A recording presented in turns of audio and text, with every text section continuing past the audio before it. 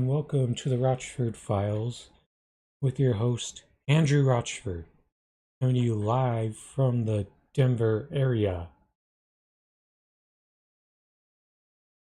on a nice Thursday night here. A bit cooler than usual, and I know I said that I was planned to stream yesterday regardless of the time, whether it was afternoon or late at night, but I just didn't feel right going through that yesterday. But the good news is today's a new day and it feels more right to do. And this show's pretty much consisted of stuff that mostly would have been covered yesterday, but waiting a bit longer added a bit of content to one of the big themes of today's show, in addition to this important thing that went down. As I like to do, I like to start off by warming up the crowd a bit with a good opening story. What's going on with the McDonald's ice cream machine? Like the average McDonald's customer, the Federal Trade Commission wants to know why the fast food chain's ice cream machine always seems to be broken. The Wall Street Journal reported Wednesday that the FTC reached out to owners of franchise locations over the summer to learn more about the notorious issue. Man. According to an online map of McDonald's locations in the US that are unable to serve ice cream products called McBroken.com, 11% of the chain stores are experiencing technical difficulties. That includes about 20 stores in Massachusetts. The journal wrote that the ice cream machines, which make milkshakes, self-serve ice cream, and the McFlurry, require a nightly automated heat cleaning cycle that can last for up to 4 hours to destroy bacteria. If the process doesn't work, owners must call a technician before they can use the machine. As someone who used to work in a setting where we had to use ice cream, it was only like, fortunately for the time I was in there, you only had to do the deep cleaning cycle once a week, and I never had to take on that assignment. But what I learned after I left, they started to have to do it every day. And I can tell you that just from having an outside view of cleaning ice cream machines, they're an absolute bitch to clean. And I haven't even done it, but just from an outsider perspective, it certainly does look that way among all the items that you have to clean in food service type of settings.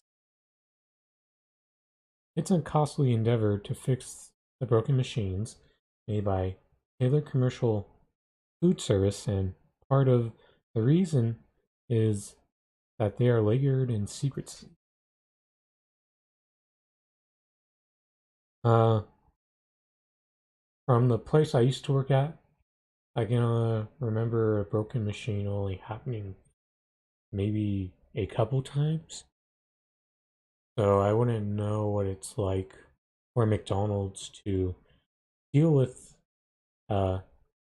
broken machines at a high frequency. Wire reported earlier this year that the machines cost franchisees about $18,000. Since information about the inner workings of the machine stay hidden from the restaurant owner, when a machine breaks, they must often turn to tailored distributors that charge thousands of dollars a year for pricey maintenance contracts, with technicians on call to come and tap that secret passcode into the devices sitting on their counters, the publication wrote. The frozen dessert machine giant is based in Illinois and has a distributor in Norwood. And I can also tell you that even other machines have similar types of issues where they cost a lot to fix, and the frequency of it needed is much higher than you would like, such as fixing pop machines, for example, especially when you have issues with getting the syrup to connect properly with the fountain. Sometimes it has to do with the machines not being able to manufacture ice. So I understand that aspect of that, of how those machines and food service really do suck when they break down and require fixing.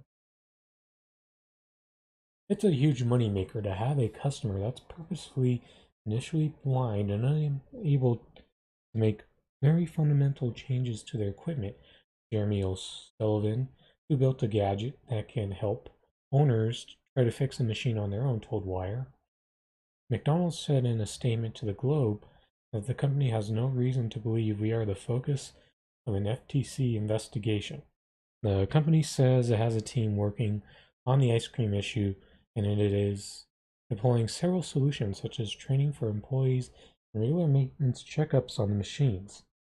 A representative of Taylor and its Norwood facility did not immediately respond to a request for comment, and the FTC declined to comment on the matter.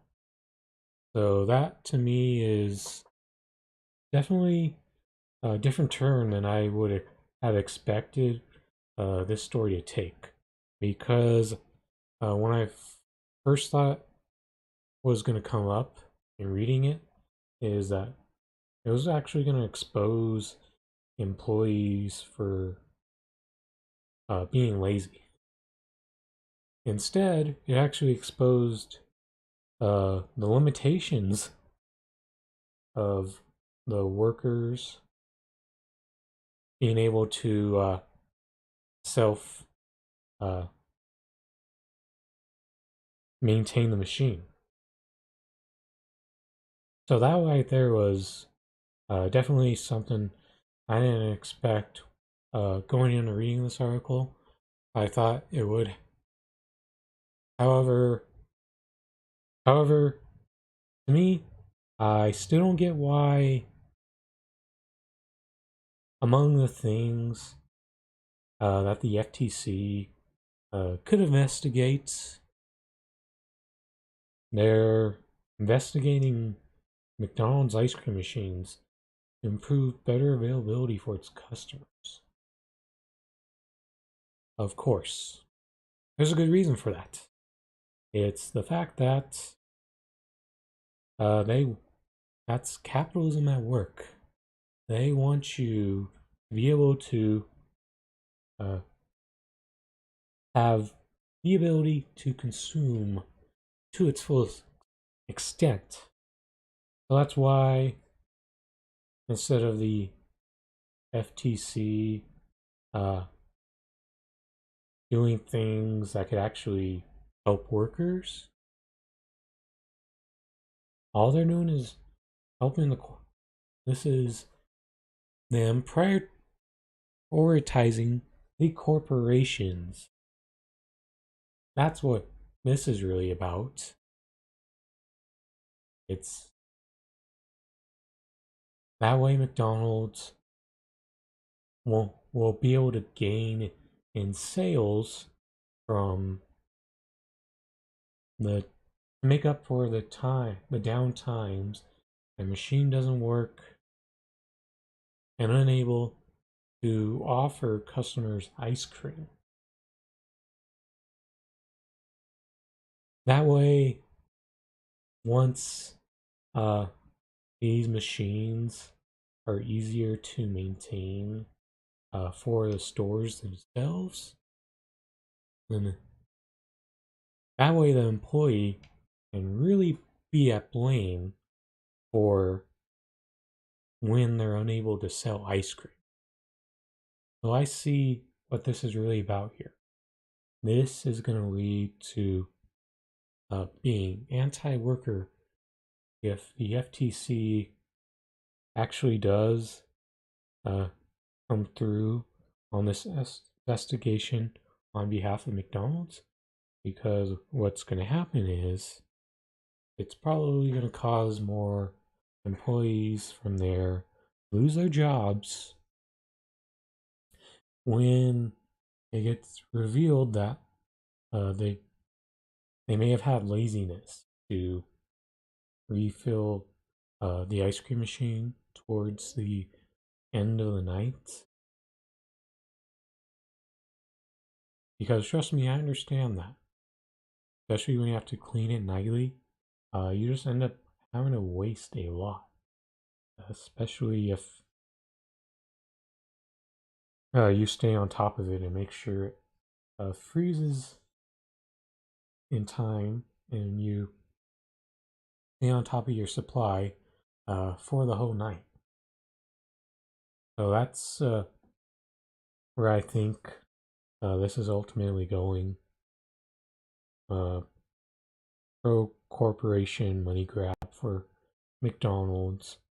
That way they can cover up the flaw in their business. And it's going to end up being used against workers, as it's going to help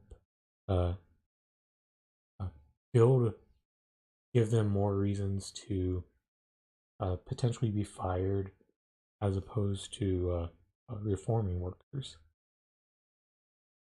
Because even though this job isn't hard, I mean, not hard, but I know it's a stressful job, especially working in fast food and having one less task to worry about can make things a lot easier. And this is a case of work will get harder at times without that knowing that you'll have breaks from time to time from this additional task when it comes to providing food. So I think that's really what this is all about when it comes down to it.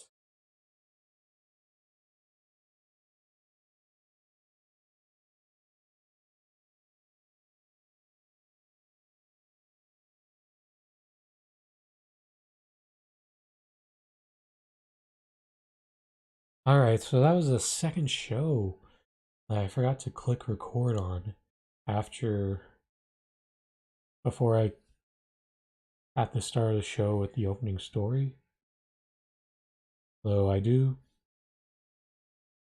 That's my bad again. Second show in a row, I forgot to click the record button on my end for this. Because having a recording, especially when streaming exclusively to YouTube, makes it that much easier on my end to make clips after the live streams are done.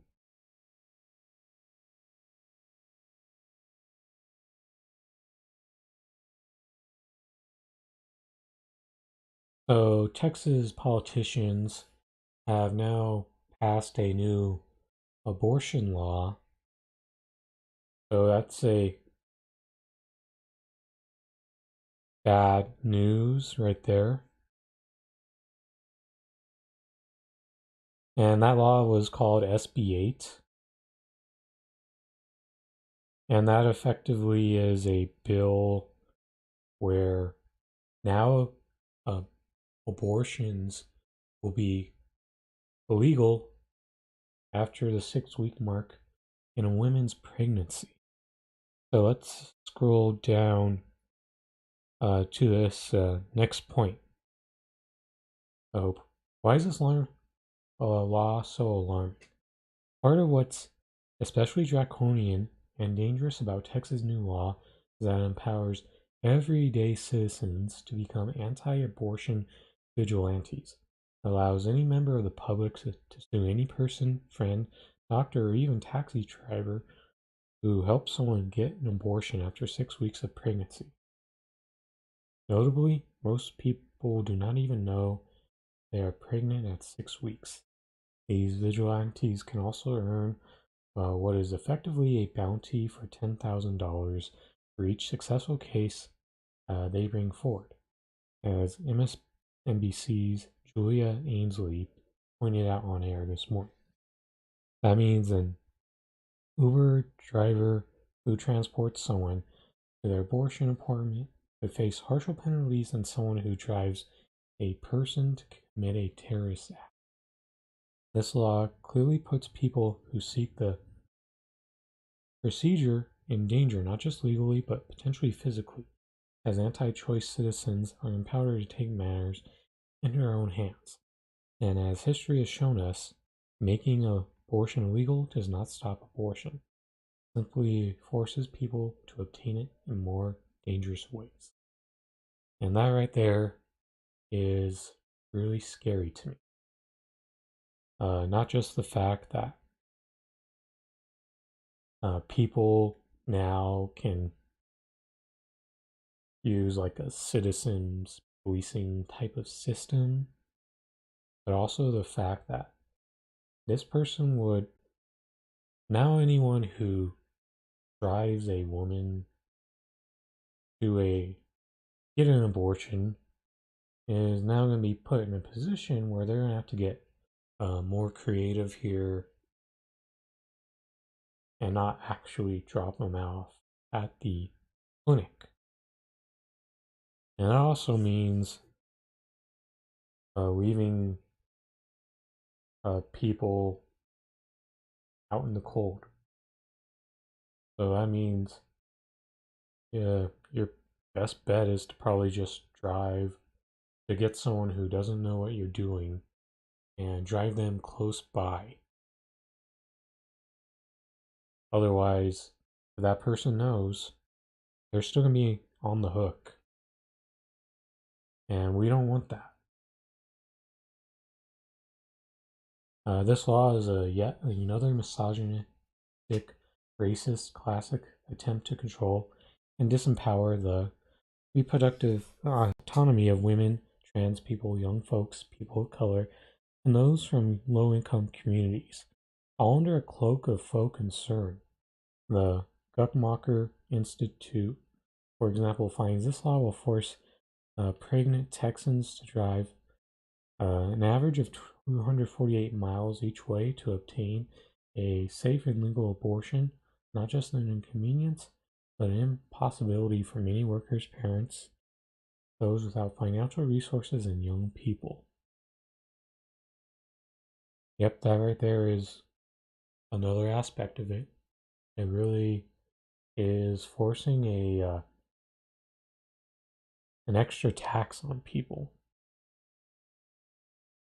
So it's like you know how we say that the argument against voter ID is the fact that it's a form of poll tax.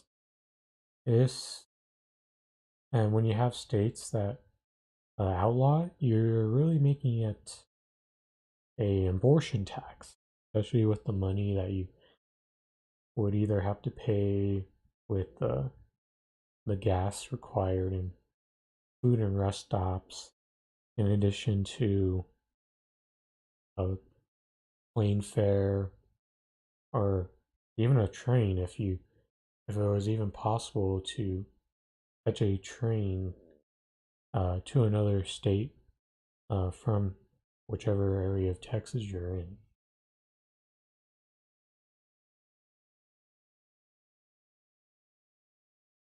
So that was pretty much the main aspect of this abortion bill.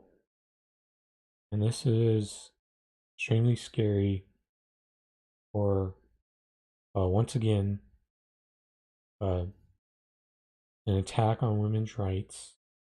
We knew that it would only be a matter of time before this would eventually come, especially with the talks of Republicans over the years always wanting to overturn Roe versus Wade. And what they're realizing is that's a losing battle at the federal level. But when it comes to the ability to do this state level, they're in a much better position to enact the same type of anti-choice laws pretty much anywhere where it's extremely gerrymandered, extreme voter suppression. Those are going to be the places where other states are going to join on board with Texas and adapt it as well, as Florida is reportedly next to push a similar bill like this through their state senate. And this is going to be a major problem overall because when it comes down to it, our false illusion of this two-party oligarch is not going to do anything to fix this. However, there's people who still believe that this problem will still be solved by voting. As we'll get into more of those takes later. But we'll address this Joe Biden clip. We'll get to Joe Biden first before we address the voting.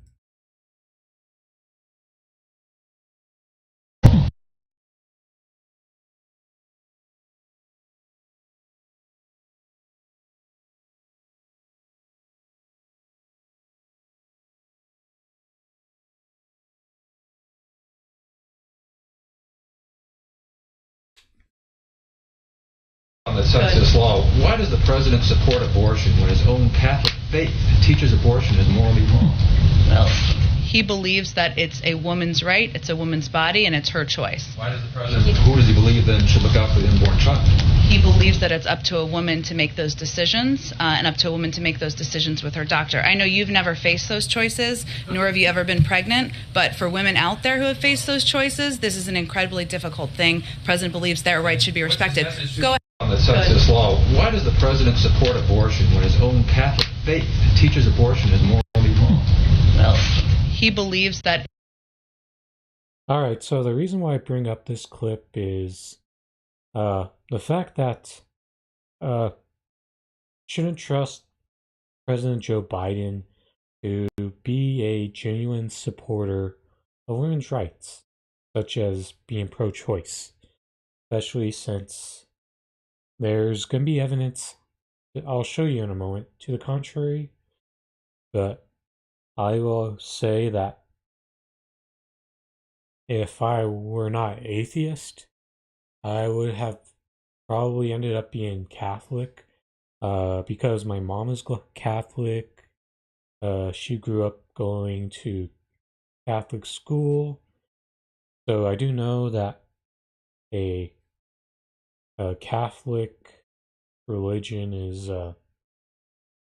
there's some differences in Catholicism compared to Christianity, where parts of it are more inclusive in comparison, even though the conservative reporter was clearly trying to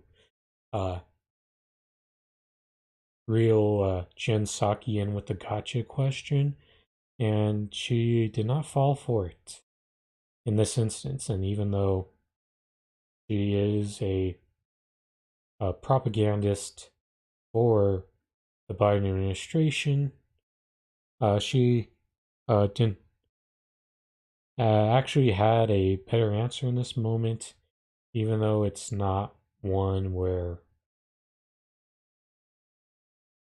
it would prove vindication for Joe Biden. And I'll show you why.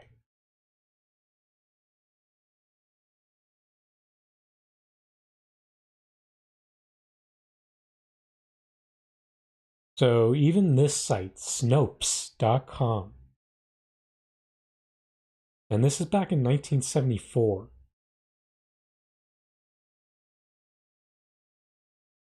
Joe Biden once said Roe versus Wade, the U.S. Supreme Court case that protects a pregnant woman's freedom to choose whether or not to have an abortion, went too far. Look at that. Even this partisan hack propagandist fact-checking site even said this shit is true. And that right there is why you can't trust Joe Biden as a person who has genuinely made improvements on stances where he was wrong on. Because apparently there was the one stronger example of a rare issue that Joe Biden actually changed was gay marriage. It was reported that he was during his vice presidency, he was actually moved in favor of being able to approve gay marriage. And however, we cannot make too much out of that, especially since Joe Biden once said Roe versus Wade was too far. And that's because who he really is someone who is really conservative. That's the point that many of us on the left have been making throughout the time that he has been running for president. And not this whole shit-lib angle of he needs more time to turn things around. When all the evidence is he is mostly fine with the way things are, and he's not really interested in changing any of that. And that's just the truth. And that's why you cannot trust Joe Biden to actually do something to fight this, because he said this went too far. And whatever change he's made rhetorically, just empty lip service. Just like the way that the only difference between Joe Biden of the past and the Joe Biden of now is he gives stronger lip service to certain things without the proper follow through, like $50 minimum wage. That last debate, I was surprised at how strong he advocated for it, even though saying you support it is much different than fighting for it. And his justification of pulling the troops out of Afghanistan. While, yes, it's good that troops are almost all gone, except for a small group who refused to leave and wanted to stay behind. You can't put too much stock into that, because, well, the issue is you're going to reallocate those troops to those other countries that the United States are currently at war in. Not only that, but also reallocate some of those troops into doing airstrikes instead without boots on the ground. So this is just another example of why you can't put too much stock into Joe Biden's rhetorical changes.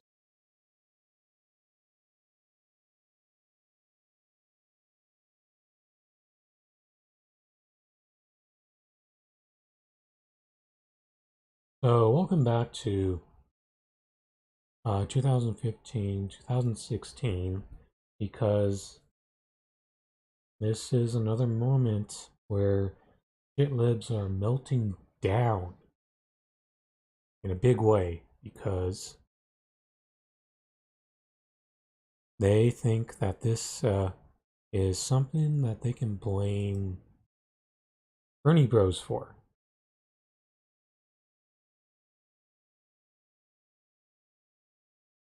And yes, some of this inflicted the complaints of 2000 as well. So this first finger wagging shitlib vote shamer is Jill Filipovic. So let's see who she is before we go over her tweet. A writer, lawyer, author, but apparently not anti-Substack like a lot of these mainstream writers are. Good work, everyone who voted for Trump or Jill Stein in 2016 or didn't vote or undermined Hillary from the left because the Supreme Court doesn't really matter and it'll be fine. Abortion vigilantes in Texas, thank you for your support. Although, once again, you know who was more loyal to the Democratic Party in 2016? Which group of primary supporters was it? Was it Hillary Clinton? A. Hillary Clinton? Or B. Bernie Sanders? What is your answer? A. Hillary Clinton. Are you sure you want to lock in that answer? Yes. Wrong. Bernie Sanders and his primary supporters voted at a much higher rate for Hillary Clinton than Hillary Clinton's own supporters. As hard as it may be to digest in your liberal fan fiction, that's just flat out truth.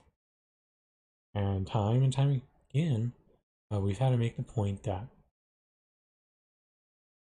the 1.5% of Jill Stein voters were not enough to make a difference for Hillary Clinton.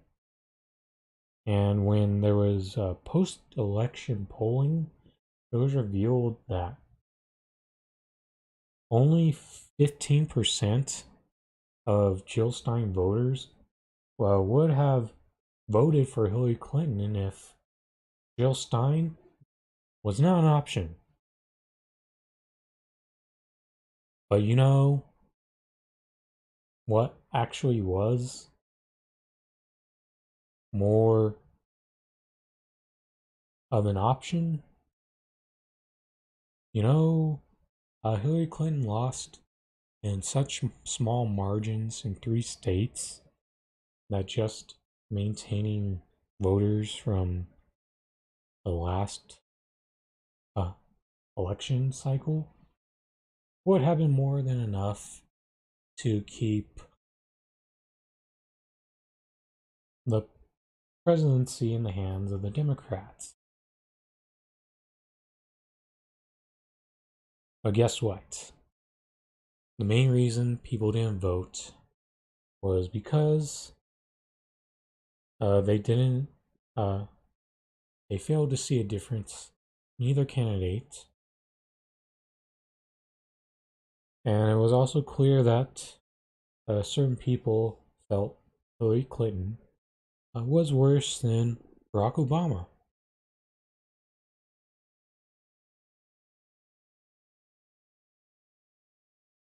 And then these liberals always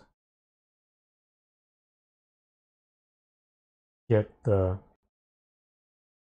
Supreme Court angle wrong. And that Supreme Court angle is really comes down to this. They could have forced Ruth Bader Ginsburg to retire while President Obama was still in office. That's number one. Number two,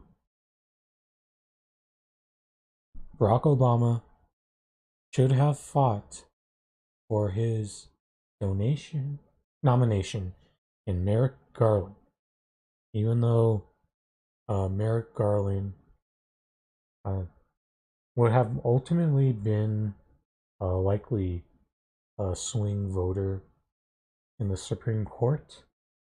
It still stands that if those three things happen right now, Democrats have a 5-4 split, and they could have withstood some of the things that the Trump administration did while Trump was still in office.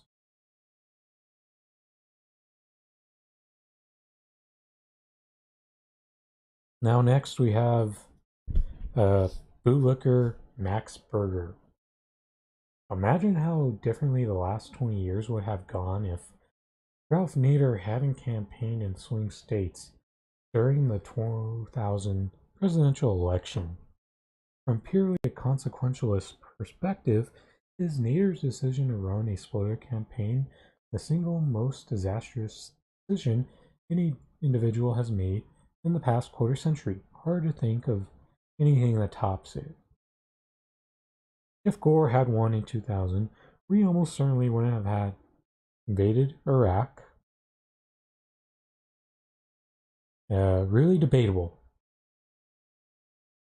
Because with the way the country responded to 9/11, I believe that a war would have been,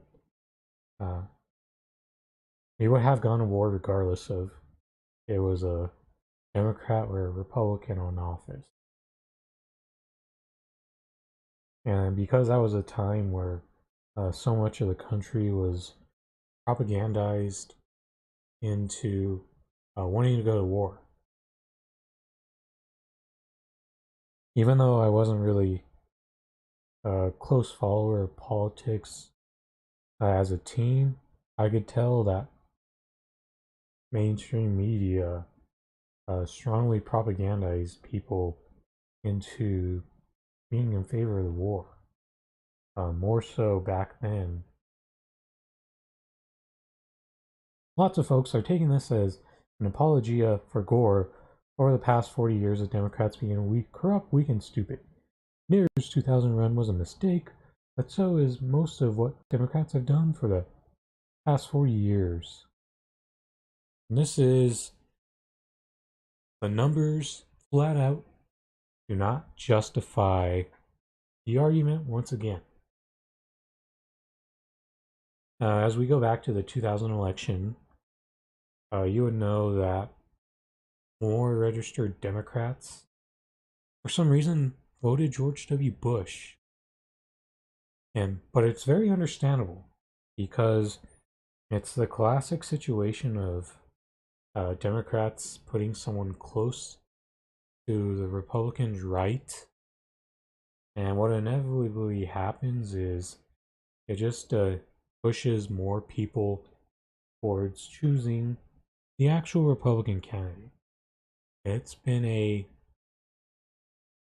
tactic, a failed experiment nearly 100% of the time. The only time that experiment has failed the Republican side is when this past election with Joe Biden and Donald Trump. That is really the only time someone really close to the right of a Republican actually won. Besides that, those are generally very easy Republican victories, like what you saw with Amy McGrath going up against Mitch McConnell and Amy Harrison going up against Lindsey Graham. So that's got to be the looking inward and figuring out why you lost. Because Nader's campaign did not justify it. And the last point to make here is Al Gore refused to challenge the election because there are reports that a lot of those Democratic tickets that got tossed out were tossed out, wrongly tossed out.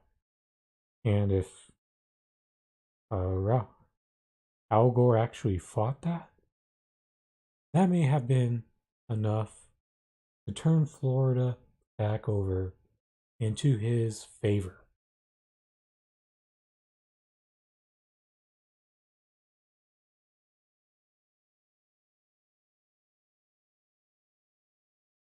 But that's not all. This person, Reza Aslan, is next on the shit-lib voter shame chain. Author Zeliot, No God But God, producer of The Leftovers on HBO, host of Metamilk podcast, Rough Draft Reza, and co-runs Boom Generation Studios. If you voted for Jill Stein, you did this. No. However, if you continue to blame the left, you're going to continue to not gain anyone on your side. Remember that Jill Stein capped off at 1.5% in that 2016 election. And there was a point where she polled at 8%, 7 or 8%. And then after that moment, mainstream media ramped up the Russiagate propaganda, and that cut down Jill Stein.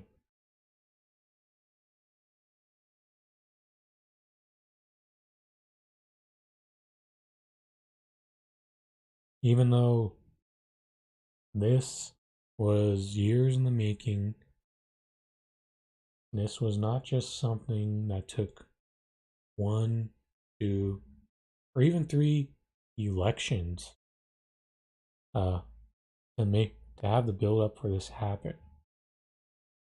Taking a long ass time. And this is just another example of liberals just saying shit to feel good or feel justified.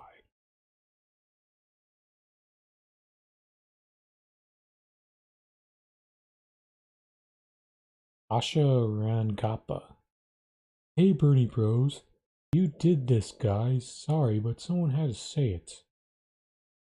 And this was a quote tweet in response to the Supreme Court ruling 5-4 and refusal to block the law in Texas with Clarence Thomas Alito, Gorsuch, Kavanaugh, and Barrett.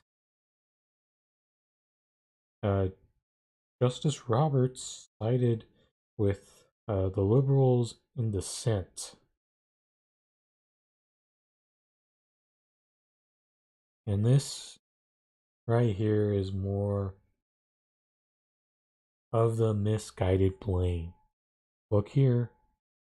Maybe you should have checked the GAPA and the difference of figuring out the way to get the disillusioned people that were disappointed by Barack Obama. Hey, maybe if you came up with a way to get those people back on board, specifically you just started by the ones who decided to not vote or just left the presidential candidate blank. That right there would have covered you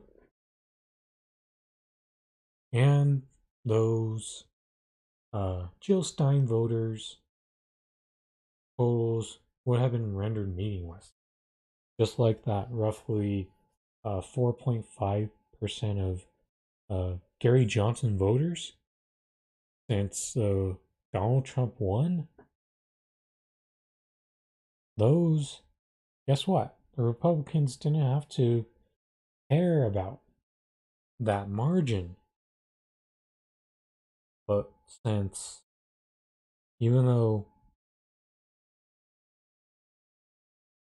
Joe Jurgensen got significantly less votes as well in the past election, but since the margins in the states that Donald Trump lost by a pretty close margin to Joe Biden, like Georgia, Pennsylvania, Arizona, Michigan, those libertarian voters were all pivotal in helping Joe Biden become president. Even though some of these shit libs also like to include libertarian voters in their vote shaming, I think at least some of them are smart enough to realize that the Libertarian Party helped siphon voters away from the Republicans. But no, Bernie Bros have never been impactful enough to the point where we could actually point to us being the difference in the Democrats winning the election. Because we were pivotal enough to cause Democrats to lose an election, we'd have to get at least 5%. And I think it would honestly take as little as 3%, but we also need to reach that 5% threshold for matching funding. That's why, even though voting a third party may not be a very big endeavor, other than using it as a tool of leverage,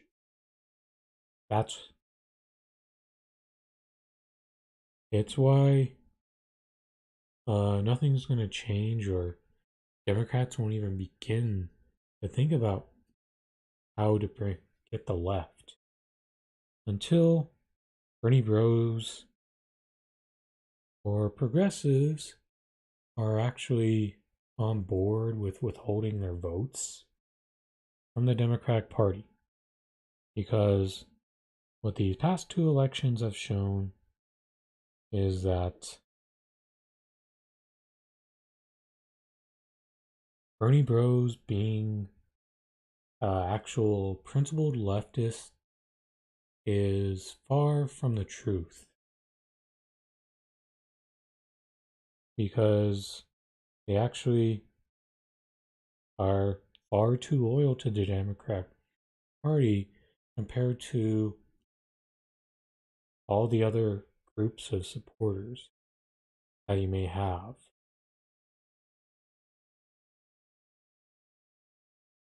That's not all.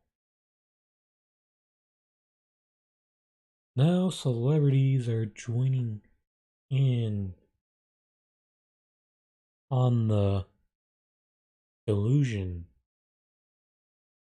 I'm really rather resentful towards the Jill Stein, Gary Johnston, and Bernie or Bust Bros with their protest votes, because even Trump would be better than Hillary. I just don't trust her crap. And you know what? These smug assholes never even admit they were wrong. Hashtag Roe versus Wade. And this is from the same Kathy Griffin, who held a head cut off of Donald Trump. Just to show you an example of how deranged she is. So she held just as much as she holds that resentment towards MAGA. She has that energy for anyone who doesn't fall in line for the Democrats like that.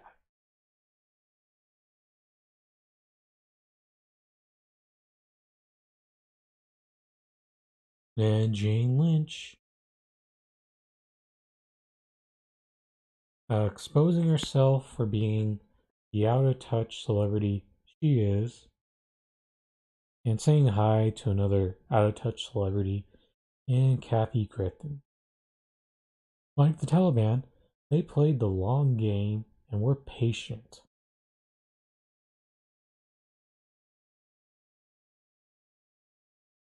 And this is once again misdiagnosing who it played the long game.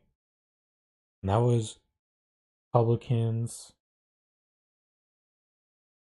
whether it's federal or state level, they were the ones who played the long game, not the people with no power outside of a vote which has hardly any value. And most of this, in fact, all this has really been the undoing of the Democratic Party. They were the ones who created this mess, not the people who voted their conscience or made their own choice.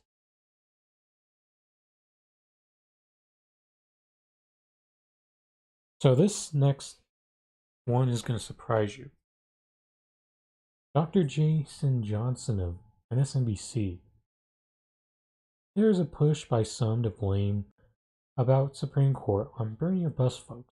And as satisfying as that may be in the short term, it just doesn't hold up to scrutiny. That position also absolves Democrats of decades of inaction against GOP anti-Democrat tendencies. Oh man. I think this is the first time I saw Jason Johnson have a good take in my life. And that includes when he talks about sports as well. First, more 2016 Bernie primary voters eventually came around to voting for Hillary, then Hillary primary voters came around to voting for Obama in 2008. The myth that he cost her the election needs to be put to sleep like swinging voters and other DC Beltway fantasy. Moreover, even in the what if Marvel version of America where Clinton wins in 2016, there's no reason to believe that McConnell would have held a vote on any of her Supreme Court nominees. In fact, he pretty much said he never seen another judge from the Democrat as long as he ran the Senate. And that brings up another great point. The more that Democrats continue to run these shitty right-wing caricatures of Republicans, they're going to continue to run into the issue of losing that vote down, losing people to Republican down ballot votes. And we say it over and over again, but if the Democratic Party ever let a progressive through, the down ballot ramifications would be extremely beneficial to the Democrats. For example, think about if you realize you finally come to the realization that if you really wanted to have a much easier victory against Donald Trump with the social Democrat candidate, Bernie Sanders, guess what? You have a much stronger margin in the House. You may have a couple extra squad members. Also, instead of having a mere 50-50 tie, you have at least a couple potential extra Democrats in the Senate. That's why it's important to point out that Democrats self-sabotage themselves with picking wrong candidates. So for the people who do vote, especially for the group that they try to reach out, which is the white suburbanites. That was their strategy. When the left, when they know that they have the left's vote, that's where the Democratic Party continues to go right after those white suburbanite voters. By the way, losing the white female vote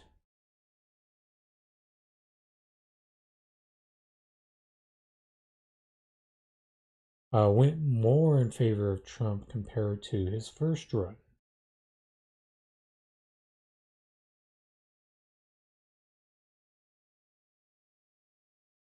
So that's why Democrats have created this mess. Because if they decided to let this process play out, not rig multiple elections, they'd be in a somewhat different position, and they would at least be forced to have even more people sabotage attempts to get left policy passed. So Supreme Court, and to a similar extent, the lower courts are a result of Democrats not putting up enough of a fight when Trump was stuffing the courts with nincompoops and ideologues, especially after McConnell had spent years denying Obama dozens of appointments. That right there is very true. That every time that a Trump nominee was put through, there was some Democrat who voted in favor of confirmation. And also, Democrats did not put up a real strong fight. If there was one group that knew the obstructionist tactics, it was the Republicans. They're always the ones who are allowed to have the strong obstructionist tactics, while Democrats, on the other hand, aren't.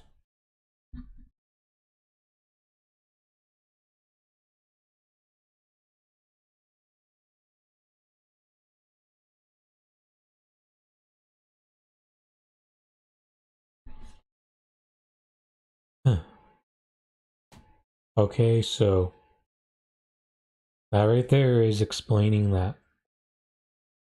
Furthermore, about how they're really the ones to blame. The Supreme Court has been a partisan joke since the 2000 election, when Scalia wasn't forced to recuse himself over an obvious conflict of interest. Guns, healthcare, these are all test cases. The goal of the GOP for 40 years has been to reverse Roe v. Wade and destroy any vestige of the Voting Rights Act. They've done both in the last 8 months, despite losing in 2020 and being in the minority in all three federal branches. It has been a 3-month alarm fire for Democrats since before January 6th, with historians, activists, and journalists like Angry Black Lady, Sarah Kenzor, telling everyone who'd listened for years. All this could have been prevented. Heck, it could have been reversed if Biden cared. Fact. Much of this could have been staved off if Obama cared more. Do anything it takes to get the strategic retirement of Ruth Bader Ginsburg. Then also, if Barack Obama fought for his nomination last year, in his last year in office, that is. But President Biden does not. If he cared about the slow-moving coup in our country, he would address voting rights, abortion, and insurrection with the same energy and steadfastness that he has shown pulling out of Afghanistan, but he doesn't have that same energy. At every turn, when truly transformative policies could be enacted, this administration has fought for a collegiality that no longer exists. Parliamentarian won't allow $15 minimum wage. Dems could replace them as GOP did, but refused. And this is going to be when Jason Johnson ultimately decides to manufacture consent for the 2024 candidates. I think it's important to bookmark this thread and remind him, especially when he does that, if it happens to be Joe Biden trying to run for a second term, because in this moment he is actually gonna show his hypocrisy if his rhetoric would be voting for a second term of Joe Biden or whoever else the Democratic nominee would be. Manchin and Sinema refused to move on the filibuster or expanding the court or impeaching Kavanaugh. Lee out of the power committees until they agree. Bush did it to Trent Lott. Trump did it to everyone. We know who the GOP is. They've been broadcasting their plans for years, but even after an armed GOP coup attempt, the current administration can't figure out a way to whip their own caucus into action. This is a grotesque lack of political will and imagination, not actual power. Well, the only thing I really disagreed with from that thread was his feelings about January 6th. But other than that, he's mainly made criticisms that the left can agree with, at least in this thread. But the problem is, we know that this will not be principled. And this won't be consistent. But does he even realize that the fact that maybe this is by design. Democrats really aren't doing this because that's the way the oligarchy is designed, is for them to not use their power, capitulate to Republicans at every step of the way, and follow down the one-way street of bipartisanship. Because once you come to that realization, the likelihood that you give the Democratic Party more and more chances will continue to decrease. But other than that, this is the rare moment that Dr. Jason Johnson is spot on. And let's go through a few of these replies real quick to see how his own audience receptive to it. This person, it's the worst take I've seen all week, which is saying quite a bit. And Johnson, I know facts are hard to accept when fantasy goes down much smoother.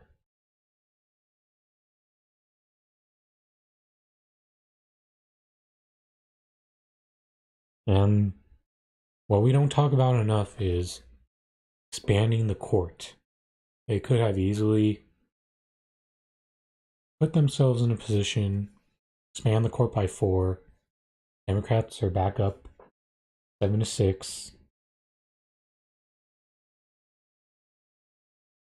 And it would have slowly gave better representation.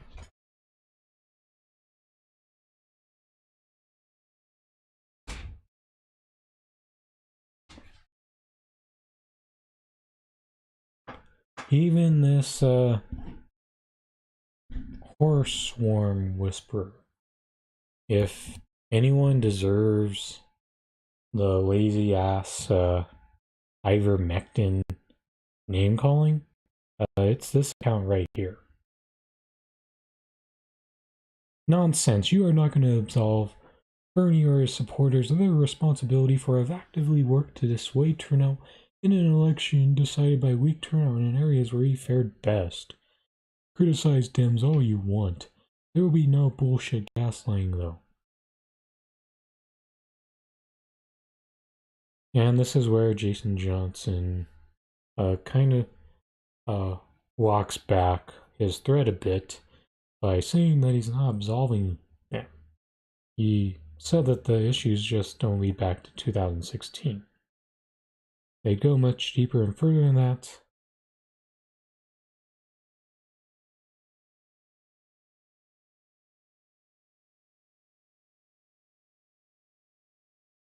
But overall, it looks like it's a meltdown. As usual, when shitlib's favorite political analysts like your Jason Johnsons, the Van Joneses, the Don Lemons, whenever they come out and say things that aren't comfortable for liberals to hear, they flat out don't like it.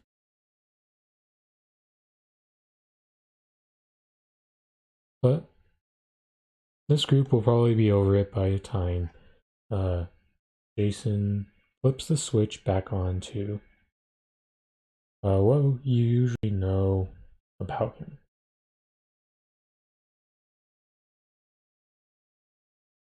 So this is a fellow Nuggets comrade, Sean. I know he's a supporter of the Rochford files. And he actually made a thread for once. And this was by R. Mayim Singer. But based on this, it's clear he got blocked after this. But shout out to this Nuggets comrade for calling out the bullshit of this recent trend of vote shaming. Anything to avoid blaming the profoundly crappy candidate that lost, or the judge that didn't retire when she should have, lol. Love that blue MAGA isn't going in on a system that allows 9-pointed bows to control your rights on their rims, but people who barely participated in that crappy system. Like Hillary was a terrible candidate, when can y'all start blaming her for being so bad she lost to Donald freaking Trump? Just so weird to ignore the failings of the people with the most power and control, just crap all over people with no power. So this is Sean right here. If you're not following this account, y'all should go follow more comrades. And it's at King and Duck with the 1 for the I. And that brings me to one last statement. It is the fault of the Democrats because they did not wield their power. And it's been ongoing for 40 years. And they've also had chances to mitigate that. Whether it's through packing the court, strategically, Barack Obama fighting for his nomination, and having a strategic retirement by Ruth Bader Ginsburg. But now you're to the point where I believe the oldest conservative justice is Clarence Thomas. So what it really comes down to is pretty much the only opportunity that Democrats have just to get it back to 4-5 is an unexpected death of a conservative justice. Kind of like how liberals were taken off guard with the Ruth Bader Ginsburg death, and how Trump pushed through Amy Coney Barrett in the lame duck portion of the end of his term. But what I'm going to say about that is bad people don't die as fast as you think they should. When it comes to famous deaths, it's mainly people that are not actively bad. So, evil people who actually do things to make the lives of people worse in this country are among some of the least likely people to die. And that's just how fucked up this world is, really. I mean, we've had a couple scumbags die, like Rush Limbaugh and Donald Rumsfeld. But those don't happen with the same frequency as anyone who is considered a far better person.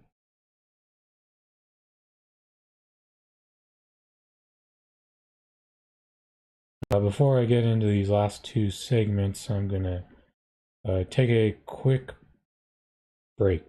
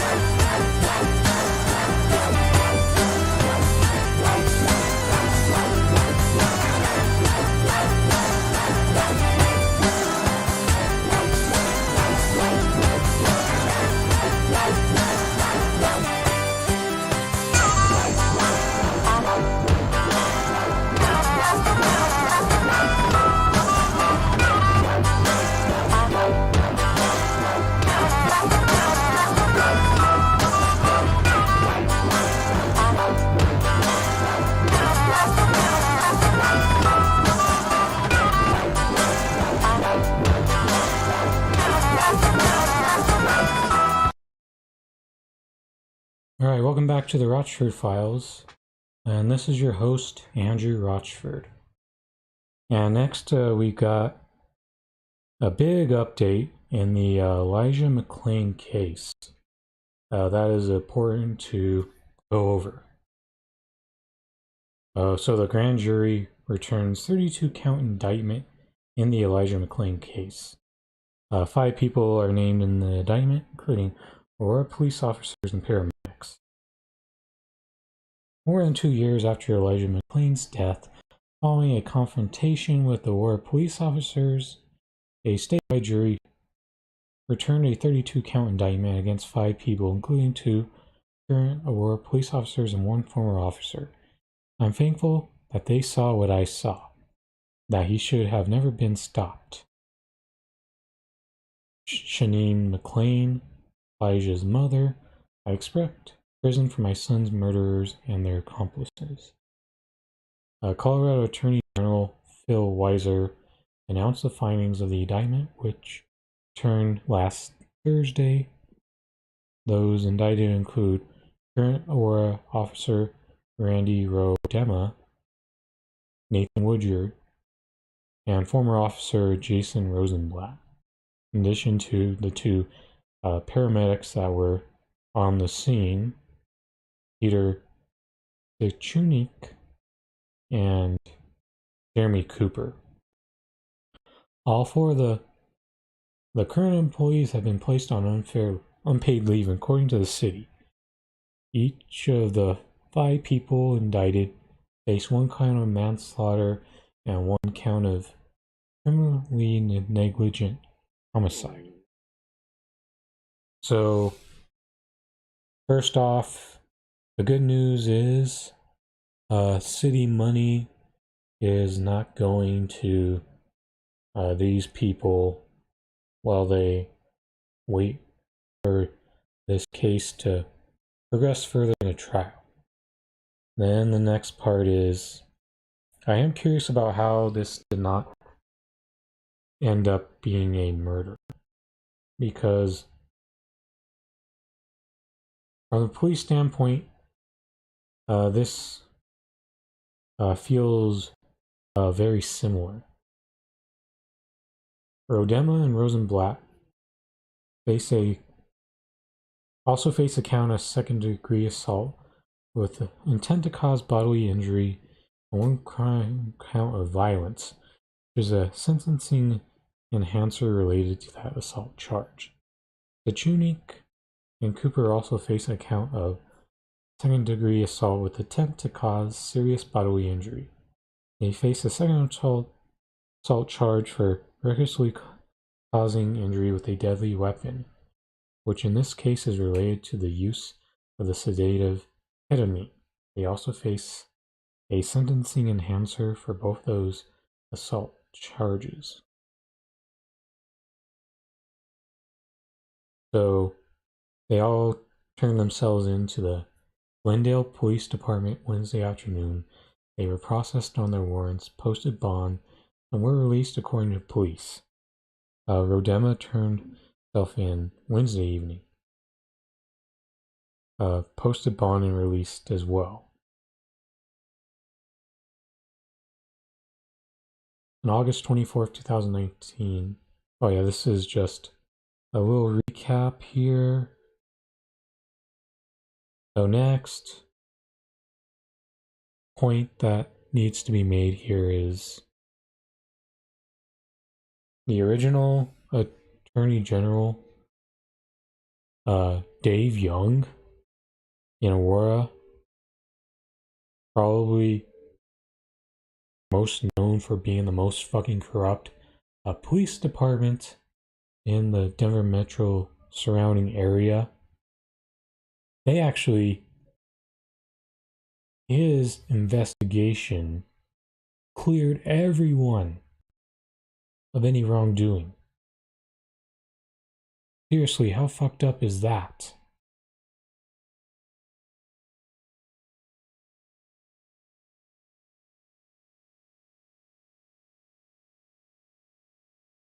But that needs to be a point that needs to be reminded of.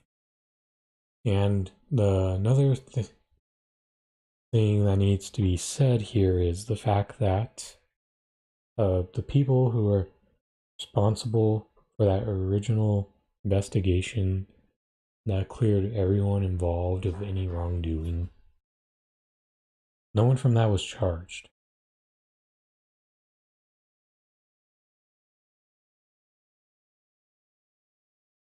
And this is just how disconnected police are from right and wrong. The Aurora Police Association Board of Directors released a statement Wednesday after learning about the indictment, saying in part that their officers did nothing wrong. The full statement is below. Shit. So I'm going to say that first off, this is pretty positive news. It's not a perfect ruling, as it leaves out murder charges and charging people who are responsible for messing up that first investigation. So I think in this moment, I think Phil Weiser has at least protected himself for another election cycle. As for Dave Young, I think it's crystal clear that if you're serious about wanting better for the Aurora Police Department, that he's going to have to go. Flat out. The next point is this wouldn't have been possible without the people who were out in the streets all last summer during the George Floyd protest, making sure that Elijah Mclean got included as well, and that response of direct action, by the way, led to make Governor Polis reopen the investigation. So this is actually more of a more tangible victory than unlike what some people try to sell you as victories. So that right there is a good thing. But we also have to keep in mind that the extra national attention has to be given credit for as well, especially Coach Michael Malone and many of the other Denver Nuggets who wore Justice for Elijah Mclean shirts at the bubble last year. That was also played a role in moving things forward as well, even though one reason why this took nearly 2 years as opposed to maybe this happening a few months sooner was the pandemic excuse was laid out as reasoning for this investigation for not coming to a close soon. So those two things coupled together were really huge. And I know that the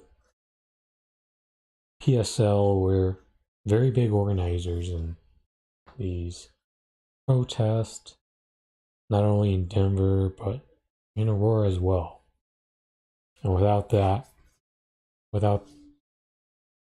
organizing for direct action, we would not be in this position today where the people responsible for killing Elijah Mclean now have a chance to be charged for their crime.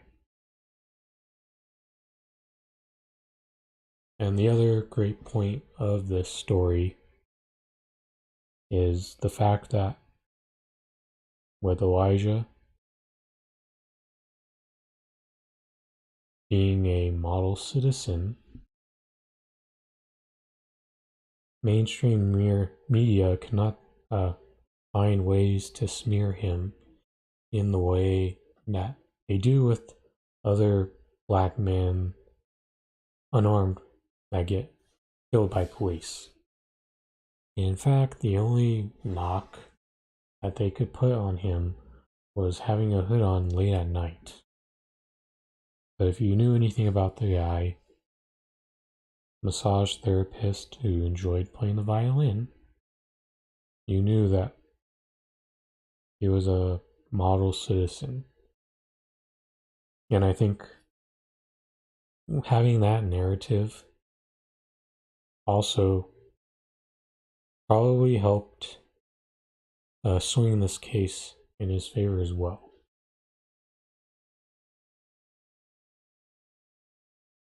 Even with a couple things that turned out better in this, in addition to that. So, as I usually like to say, it's better for this case to take place outside of Aurora once again.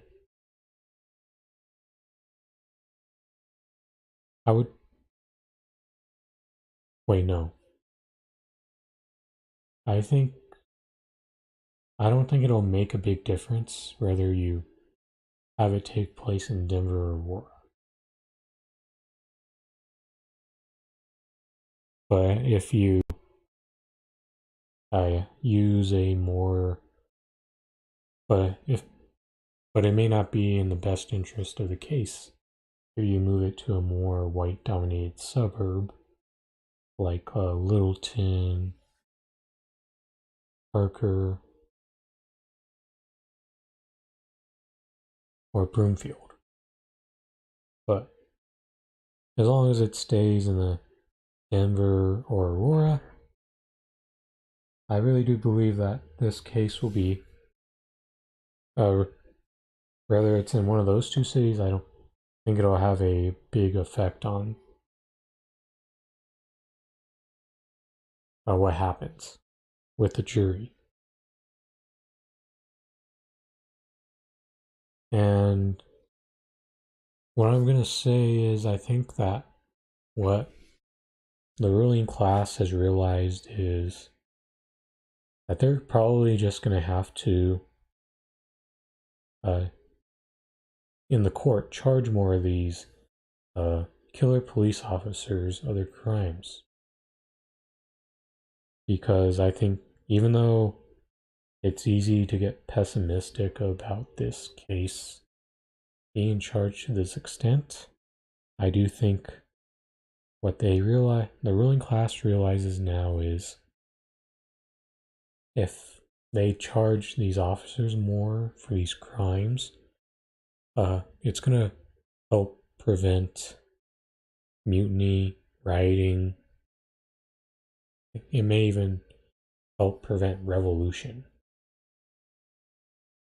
Because if you start to charge officers with a higher frequency, it's going to feed into the belief that the system can still be reformed. However, if you don't believe, like me, that this policing in this country is beyond reform, then I think you're going to see right through that. So I think that reasoning alone is why I'm more optimistic that at minimum the police are more likely to get charged for their crimes in court. I could see an outcome where the paramedics may get let off the hook for their involvement, but at least it'll be a positive enough of a mixed outcome to where you prevent outrage. Because if you've been following along since the George Floyd protest last summer, I think as long as the threat of rioting is in the back of your state and federal law, I think you're going to see a bit more of these officers get charged as they do their part to prevent the policing system from getting transformed. But overall, I consider this a somewhat to mostly positive outcome. And I feel more optimistic than I did in the past that these officers will get convicted in court for the reasons I've just recently stated.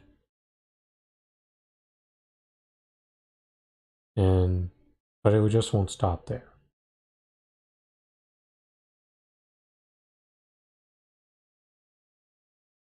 But I feel like Elijah Mclean will get some form of justice at the end of the day.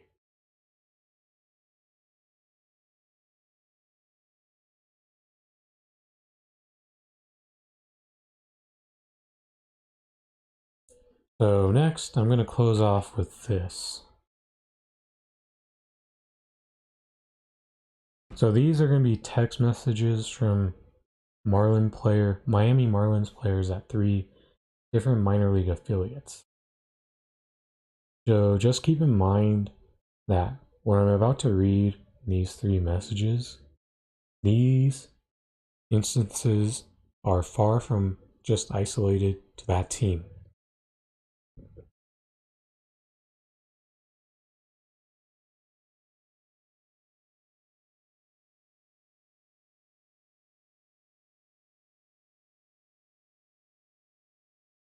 And that this will show that a lot of minor leaguers are still working class like us, and it's easy to think that these minor league baseball players aren't like the working class, but the reality is they really are. This is the housing situation with the Marlins high A affiliate here in Beloit. 8 guys drew a lucky straw and are saving some money by sharing a 3-bed, 1-bathroom house, splitting up a $2,500 monthly fee. Most of the rest of the team is living in expensive apartments, literally making somewhere between $40 to $75 per paycheck after rent. The worst part is that some of our Latin teammates are sleeping 4 guys to a hotel room to split expenses, rotating between sleeping in the bed and making beds on the ground. The hotel is easiest for them to live in because they don't have cars and at least has shuttle to the field.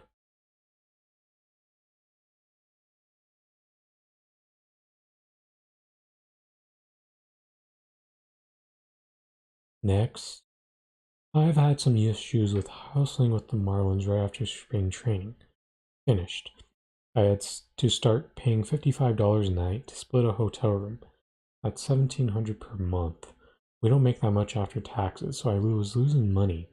I said that is ridiculous, so about a month ago, I moved out of the hotel and I'm now spending about a third of my paycheck to sleep on a couch.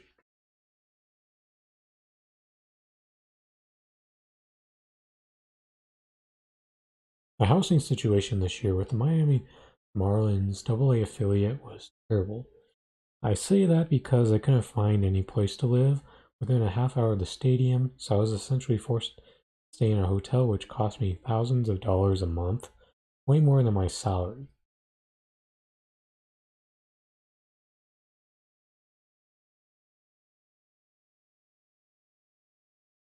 This right here is really fucked up. To be frank,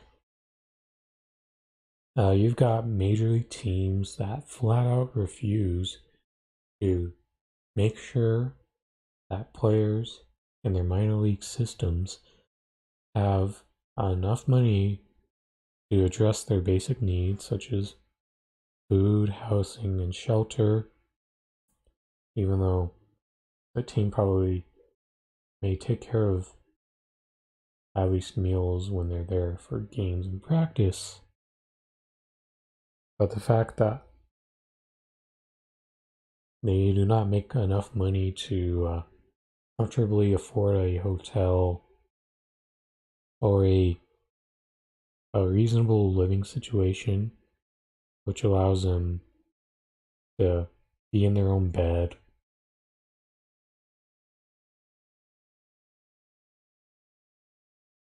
It's awful, and we have to look to how other leagues treat their minor leaguers. Like, look, NFL players who become regulars on practice squad, they're doing really well. They're actually among the problems that the NFL has. Their practice squad players are actually pretty well paid. But this isn't the case here, and this is not just isolated to only the Miami Marlins either. This is a league-wide issue.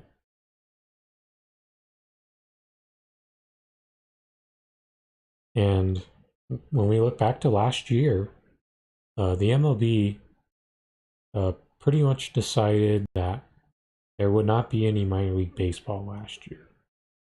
And what it led to was teams pretty much putting their own players on furlough.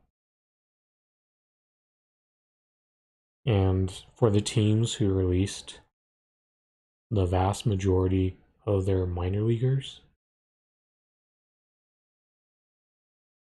it wasn't exactly a given that that same team would ensure that you would be back this year.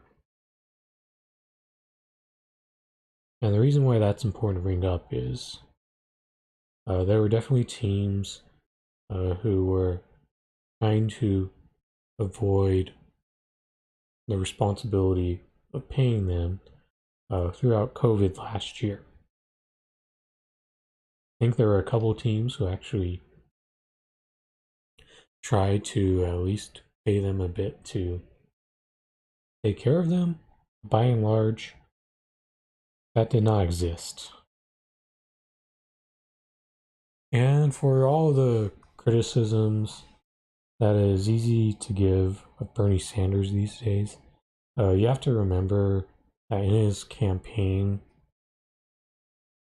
he was an advocate for minor leaguers and getting rights for them as well.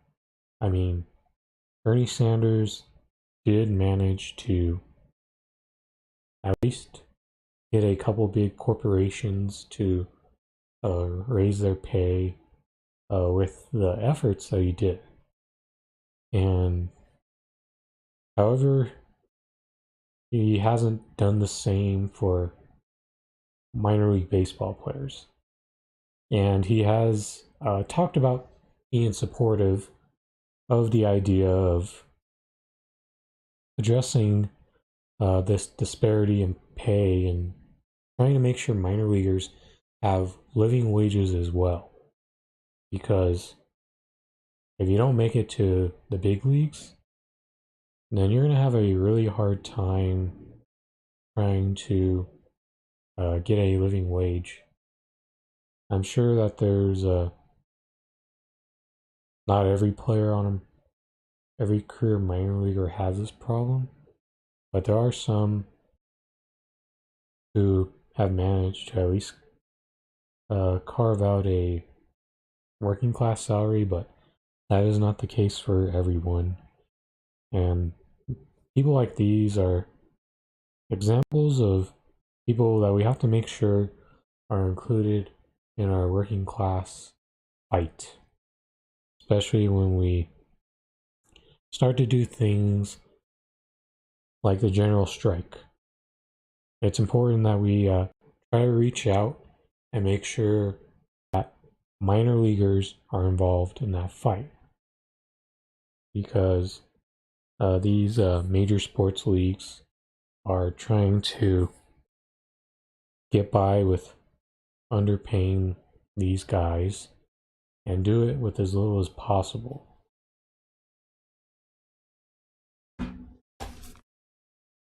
And I got a bit more to show you here on this story, as and here's an example of a Cubs minor leaguer who did not have enough money to spend in a hotel, so I'm going to play a video showing them having to spend the night in their car.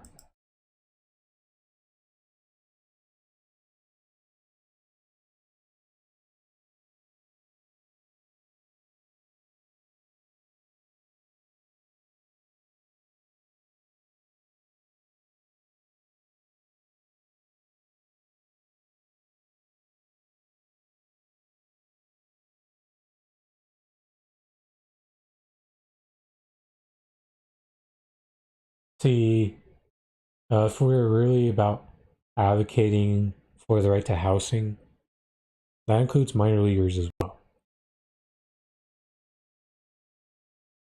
And this is really, there's minor leaguers out there who are making less than $15 a year.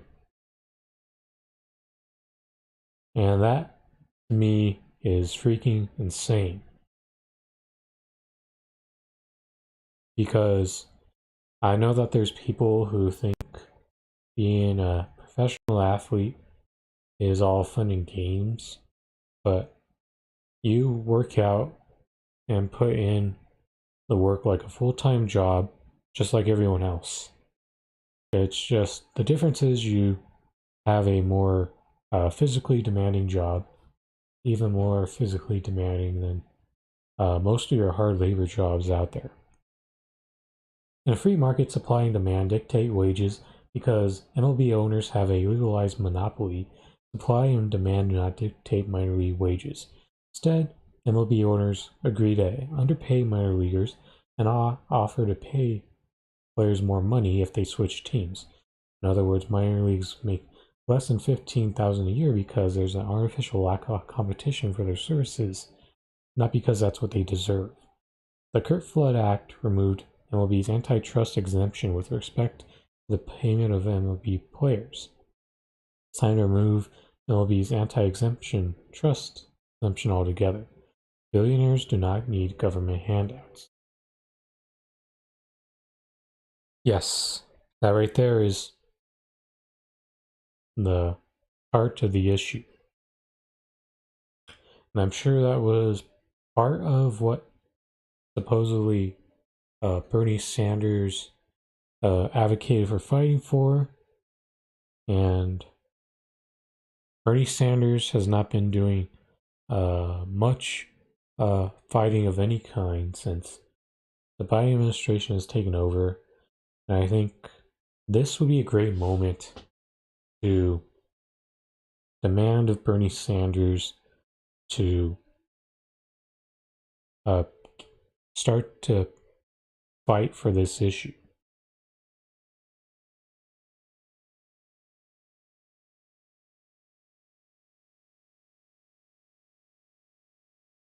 Because if there's one thing to know about MLB MLB owners is pretty much like any of your billionaire owners, they're going to look to cut corners and cost any way possible. And we got more. Now let's go through some of the Toronto Blue Jay players and the money that they're losing. And they're a franchise that's valuated at $1.6 billion. Player one, with how much we're getting paid, some of us only bring in $200 to $500 for a whole month for tax and rent deductions. Once you include the cost of food and other bills, many of us are paying to play the sport. All I know is I'm paying to work a job. That's important to point out how problematic this is. We recently saw that NCAA has passed a reform allowing players to make money off of their name now. As I said, it's the type of reform that is going to allow this NCAA system to exist. But the problem is this NIL thing would not work as well for minor leaguers because most minor leaguers do not have the same type of name recognition that your NCAA football and basketball players do. And part of that is due to TV, really. Look at the TV coverage college baseball gets in comparison to college basketball and college football. Without that constant TV coverage that those two sports get, it's going to be a harder time for college ball players to make themselves a known monetary and put themselves in a position to have their own endorsement deals. While it is possible that minor league affiliates could get their own endorsement deals as a team, which they may be able to pull between the roster, it probably wouldn't work very well.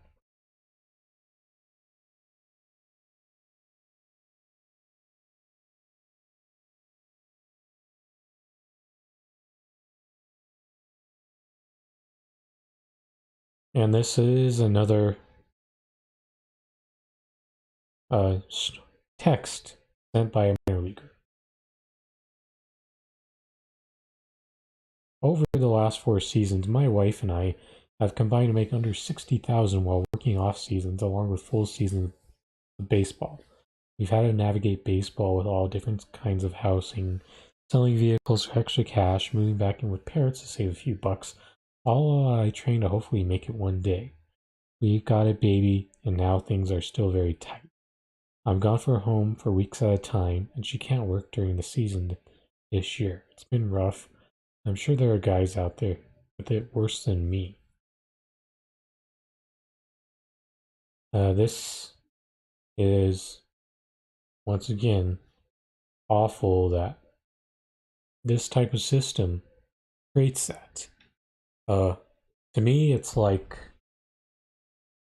your minimum wage workers. We underestimate the talent of many of those minimum wage workers in retail and fast food. And minor leaguers are so close being on the verge of making it big, but yet their pay is roughly the same.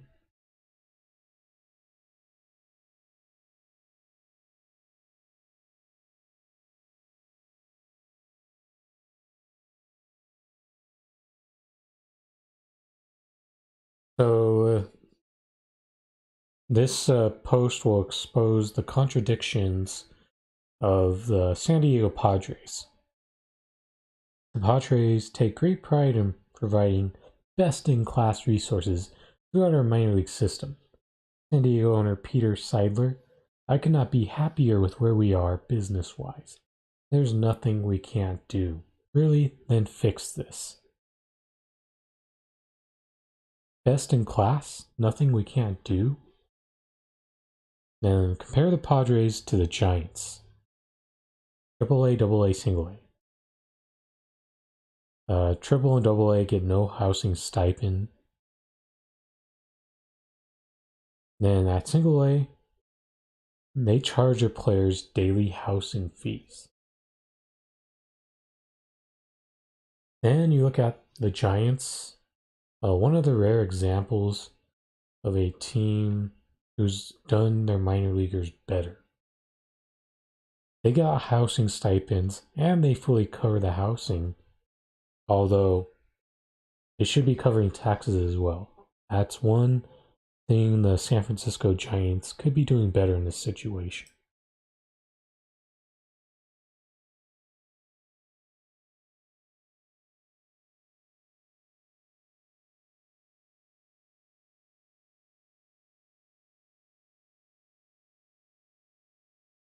Then, to show you more teams getting involved, Angel players join Mets players in proposing these changes to their minor league systems. Pay weekly salaries all around, no more periods of free work. Provide or cover the cost of in-season housing. Provide or cover the cost of 3 meals per day during the season. Provide multiple buses on road trips and sleeper buses on overnight trips. Assist players in shipping their car to a new affiliate if really signed, and assist players without a car in getting to the field each day. Cover the cost of off-season training. Adjust salaries and per dimes based on cost of living in different cities. That to me sounds very reasonable. And these proposals cost a few million more than they are spending now. But it's clear to me that for a few $1,000,000 for billionaire owners, they should not be pinching pennies over taking care of their minor leaguers. But unfortunately, in the United States, they pinch pennies over stuff that could really be done to help the betterment of this country, while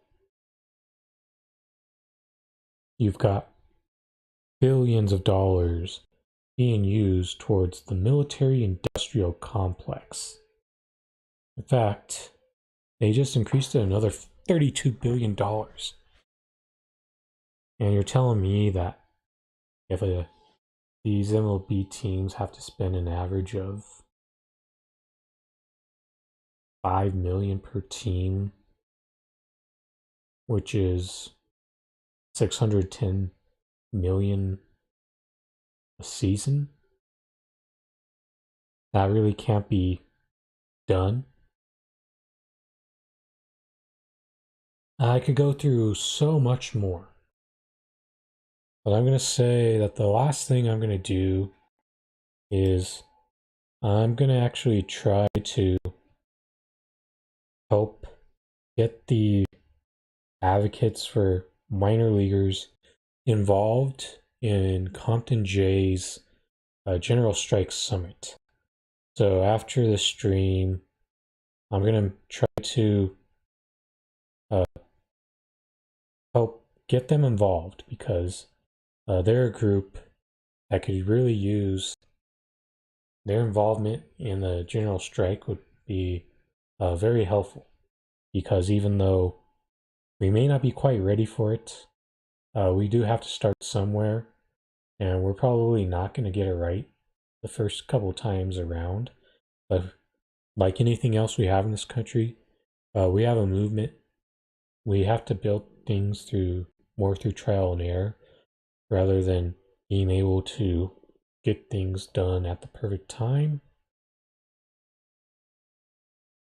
So I will definitely try to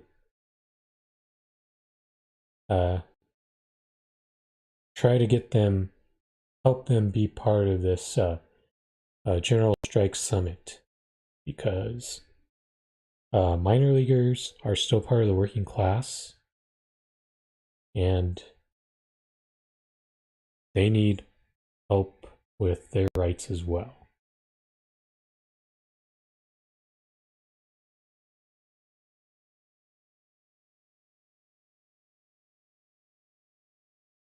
That'll do it for tonight's episode of the Rochford Files with your host, Andrew Rochford. I'd like to thank all of you for coming out to support tonight's show. A special Thursday night edition. I will be back tomorrow with more. And that'll probably include the Fallout one of the topics I do plan to cover for tomorrow's show is the fallout between Glenn Greenwald and Chelsea Manning. That'll be one of the topics I will feature on tomorrow's show. As for the other stuff, I'm sure that'll be figured out within due time. And if you're watching the stream, please like, share, and subscribe. I just finally got to that 25 subscriber, the first tiny milestone for a small left YouTube channel like myself. And I believe my 25th subscriber was none other than Brian Grimm. If you know who that left account is. And my goal is to hopefully take another big jump in subscribers sometime down the line. So please go, please like and subscribe. Then after that, in addition, please go like some other videos and help boost them against the algorithm. And it would also be helpful to boost my watch hours as well. That would be huge as well.